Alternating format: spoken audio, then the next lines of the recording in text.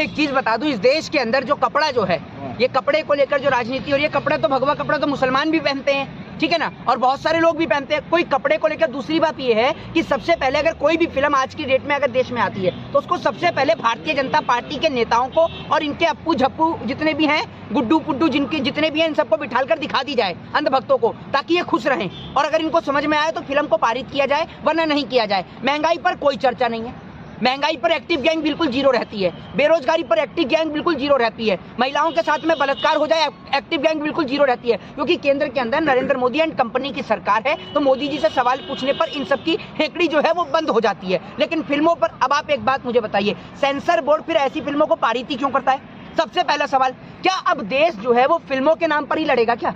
ये बताइए आप मुझे। दूसरी बात, अभी हाल ही के कुछ दिन पहले जब शाहरुख खान माँ वैष्णो के दर्शन करने के लिए गए, देखा ना आपने, उन्होंने माँ वैष्णो के दर्शन भी किए, आप सभी ने देखा होगा, उम्रा करने के बाद में जब वो वहां से आए। तो आप एक बात मुझे बताइए कि कोई भी अगर फिल्म आती है, बहुत सारी फिल्में हैं, अगर आप देखें कि बहुत सारी फिल्म जो और भी बनी है, इंग्लिश मूवियां जो बनी हुई हैं, उन इंग्लिश मूवी के अंदर भी जो है वो जो वहाँ की हीरोइन है उन्होंने ऑरेंज कलर का ड्रेस पहन रखा है, तो आप उन पर भी क्लेम करिए, उनका भी बाइकआउट करिए, चले जाइए विदेश तक।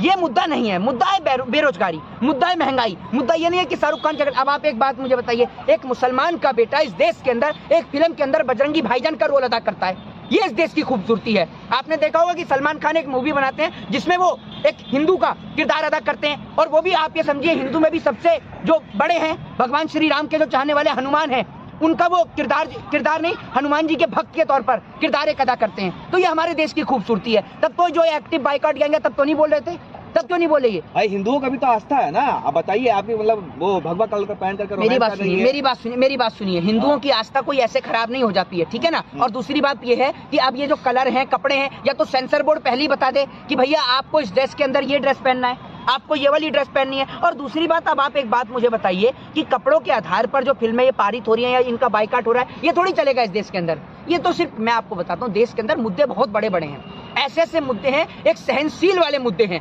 ऐसे मुद्दे जिन्हों का जवाब देश की सरकारें आज नहीं दे पा रही हैं। रंग को लेकर पठान फिल्म में भंग डालने वालों ने मोर्चा खोल दिया है। सवाल यह है कि देश की जनता की जेब के रंग में भंग कर डालने वाली महंगाई पर जिम्मेदार आखिर कब बोलेंगे? नौजवानों की जिंदगी के रंग में भंग डाल रही बेरोजगारी पर जिम्मेदार नेता कब बोलेंगे?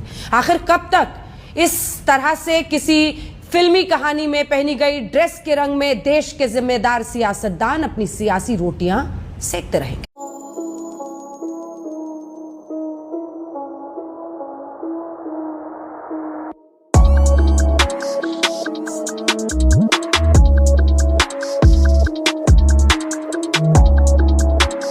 I believe cinema has an even more important role to play now.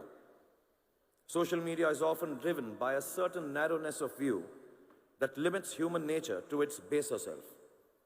I read somewhere that negativity increases social media consumption and thereby increases its commercial value as well. Such pursuits enclose the collective narrative, making it divisive and destructive. Cinema exposes the vulnerability of human nature by telling stories in their simplest form, as they are lived. It allows us to know each other better. In a way, it is best placed to sustain a collective counter-narrative that speaks to the larger nature of humankind. A narrative that brings to the fore humanity's immense capacity for compassion, unity, and brotherhood. Meeting the world at the world of cinema is the call of the day, not just meeting, but also using the power of cinema as a vehicle for people of different cultures, colors, castes, and religion to better understand each other. Through efforts like KIF, the endeavor is to build a new platform of understanding and break existing prejudices. So let's come together and build a better world for all our future generations. और ये बात बताने में मुझे बिल्कुल भी आपत्ति नहीं है कि दुनिया कुछ भी कर ले, मैं और आप लोग और जितने भी पॉजिटिव लोग हैं, सब के सब जिंदा हैं।